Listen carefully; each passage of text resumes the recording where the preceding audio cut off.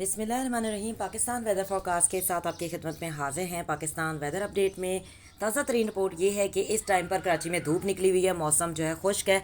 जबकि जो अंदरूनी सिंध के जितने मुकामात हैं मौसम खुश्क है। बलूचिस्तान के जो मुकामात हैं, पंजाब के जो मुकामात हैं, आइंदा 10 दिनों तक यही सूरत हाल रहेगी। मौसम गर्म रहेगा, खुश्क रहेगा और कोई बारिश का इम्कान नहीं है।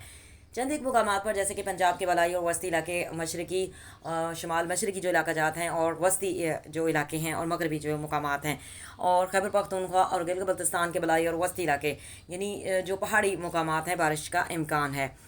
लेकिन बाकायदा बारिशों का जो आगाज़ है, प्री मानसून की बारिशों का आगाज़ 11 जून से होगा और उसके बाद फिर एक हफ़्ते के बाद मानसून बारिशें बाकायदा तौर पर स्टार्ट हो जाएंगी। फिर मुल्क भर में बारिशें जो कि होंगी जून के आखिर में।